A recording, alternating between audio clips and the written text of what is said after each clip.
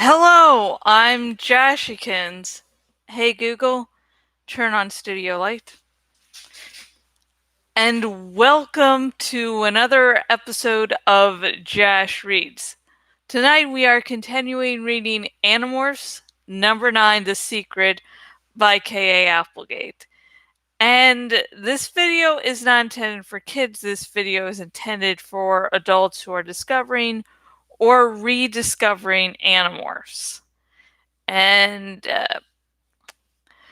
I was sort of busy today, so that's why this video is out so late. Very late. Yeah. I'm sorry. I did some video before today, very short, then dinner, then working on something else, so it's been a really hectic day in this household. I can't wait till the moment I lie down in bed and have hopefully sweet and pleasant dreams, though sometimes they get odd and I wake up and I'm like, and sometimes they're like nightmare in between being a nightmare but just unsettling. And of course, I tell my husband about it. Okay, so let's get started. God.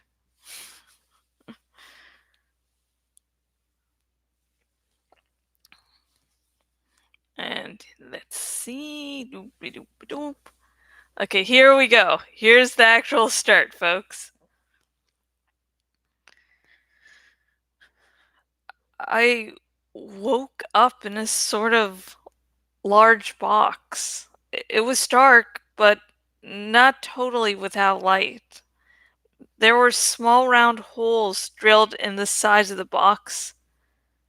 Air holes.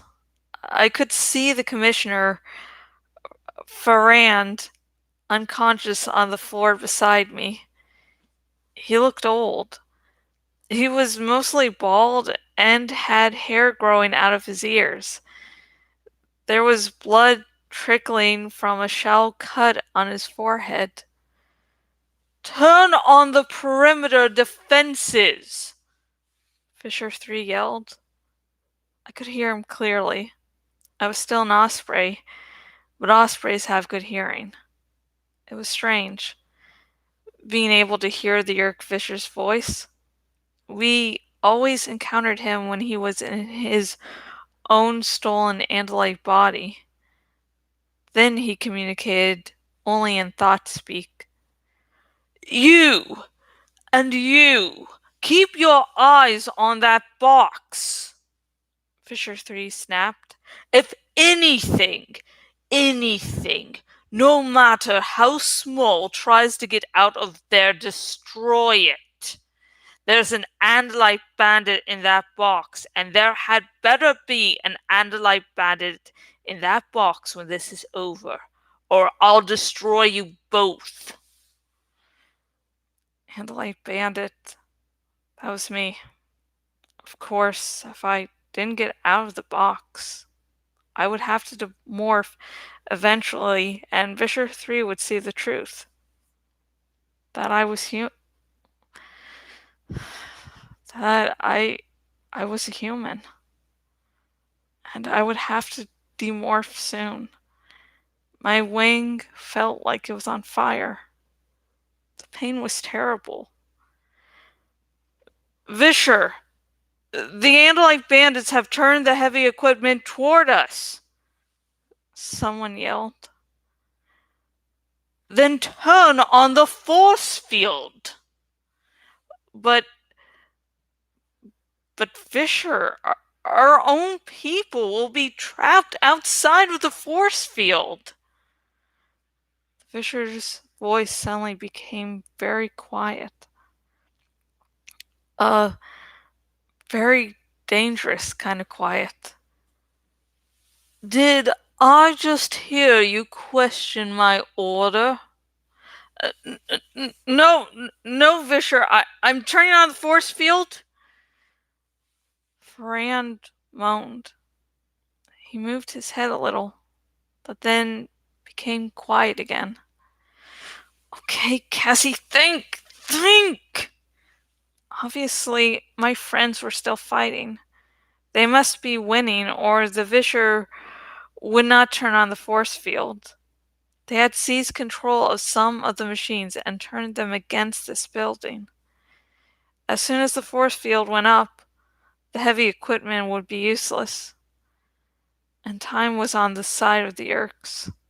Visser Three would have called in more help. The bug fighters full of fresh Hork-Bajir could be landing any minute. When that happened, all would be lost. We were done for. No! Think, Cassie! This was the game of predator and prey. This was war. What was the Yerk's weakness? What did they need that I could take away? Frand moaned again. Of course! I took a deep breath. I began to morph quickly out of the pain-racked osprey body back to my own human form. Morphine works on DNA, and DNA is not affected by injuries. My reconstructed human body would be normal. It was cramped in the box, with 2 humans in there. I was hunched over Ferrand when his eyes fluttered open. I was already beginning my next morph. What the man saw was the face of a girl, but a face that was sprouting luxuriant black and white fur. His eyes closed again. He would think it was all a dream. Hopefully. Ha! I heard Visser Three crow. The force field has stopped them. Visser, the first bug fighters will land here in 15 minutes. Got them, Visser Three said. This time, I've got them. He was using thought speak. Visser had demorphed. I focused all my thoughts. I knew what I had to do, but it was dangerous. I had to communicate with the Visser in thought speak, and I had to do it without giving him any hint that I was a human.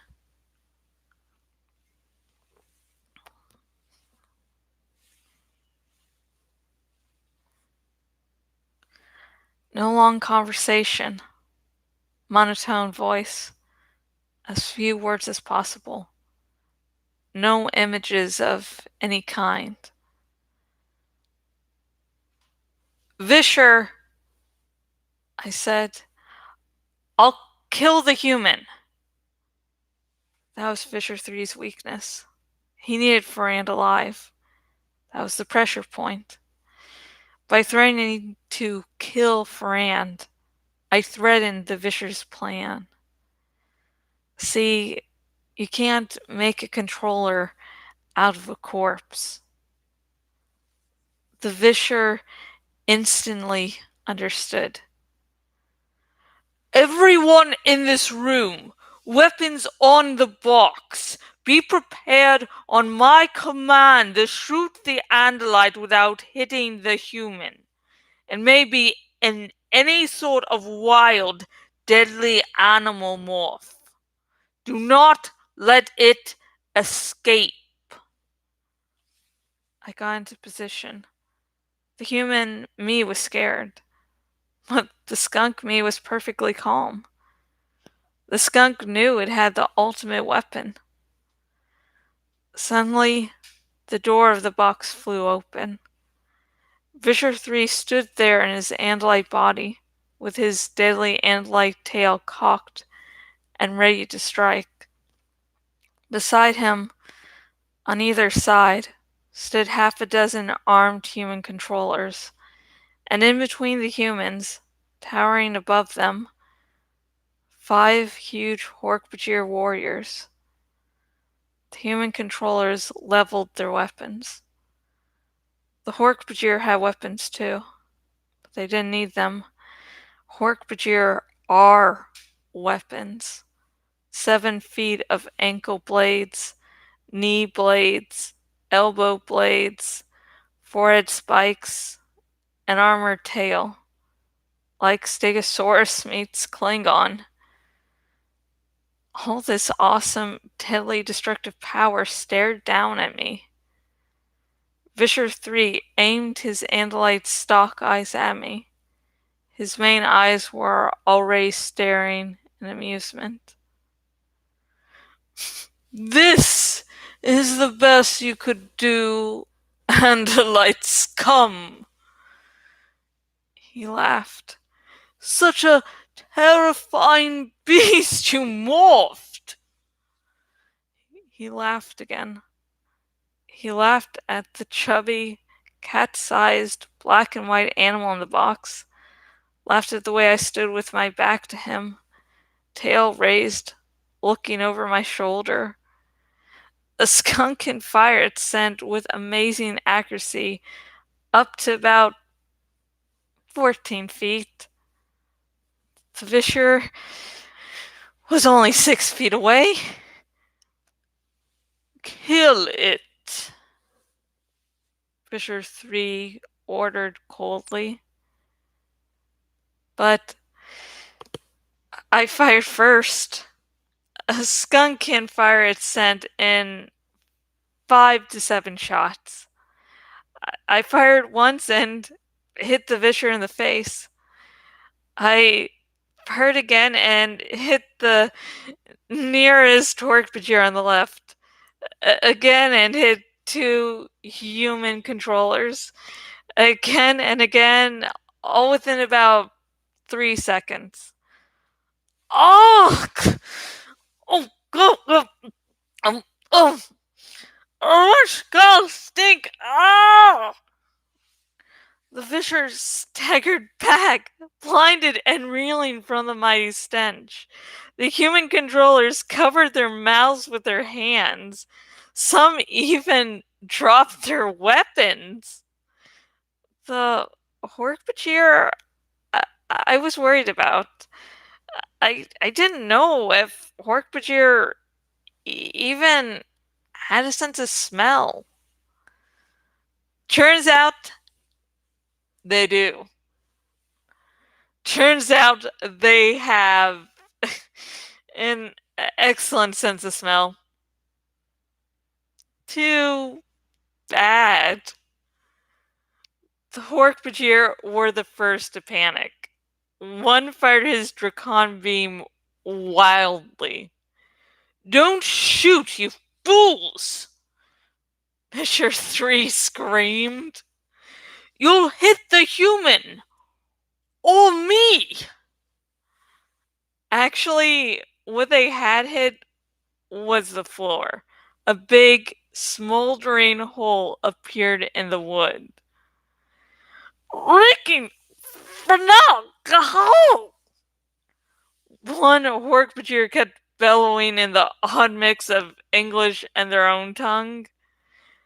Then the Hork-Bajir lost it completely. They turned and ran for the door. Personally, I didn't see what they were so excited about. It didn't smell bad to me. And that's the end of that very amusing chapter. Like, Cassie's all surrounded. And so she does the skunk morph. And Visser Three is like, you're really doing that? Like, Visser's like expecting something big and powerful and deadly, and Cassie's just like, yeah, I'm doing a skunk morph. And he's like, yeah, what can that skunk do to me? And he like learns very quickly what a skunk can do. So that's that was a very clever move, and I liked it. Like, she's like all nervous at first, and she's like, holy shit, this thing's really working. Woohoo. So again, that's why I didn't do the same animal that was on the original book as for the title card for this book, because the creature for the original copy of the book was a wolf, but the skunk has so much more importance to it. It's, there's a whole subplot with the kits and the raising and her trying to figure out, you know, the truth about nature and her own pacifistic nature. And then the skunk is used in the final battle of the goddamn book. So it's like, of course it's got to be the skunk. Like, of course it's going to have to be, because that plays more importance. I mean, for the original cover of the book, they should have gone with like a termite or the skunk. Just, never mind. So my question for this video is, what do you think about Cassie going to head with Visser Three in a skunk morph? Would you have chosen the skunk morph, or would you have chosen another morph? And if so, which one? Comment below. Also comment whatever else you think about this chapter. And please remember, no major spoilers. I am hoping against hope that, maybe some new people are going to be brought into the series. And there are some huge twists and turns that you need to encounter first time through without knowing they're about to happen. And also, if you're watching this on the YouTubes, like this video if you want to help support me, because liking this video will allow, the mess with the YouTube algorithm, so it'll be more likely for my video to be seen by other people. Also, don't forget to subscribe, because I will be reading all of the Animorphs series. I love it so much. Favorite series ever. And if you're watching this on my bloggity blog and watching on the desktop version of my bloggity blog, please choose the follow by email option, so you never miss out anything I do ever again, because I do some pretty awesome stuff, if I do say so myself. And I'm going to try to get back on my usual recording schedule for the dramatic readings. So come Monday, expect another Animorphs dramatic reading. And if you are one of the essential workers, thank you very much. And yeah,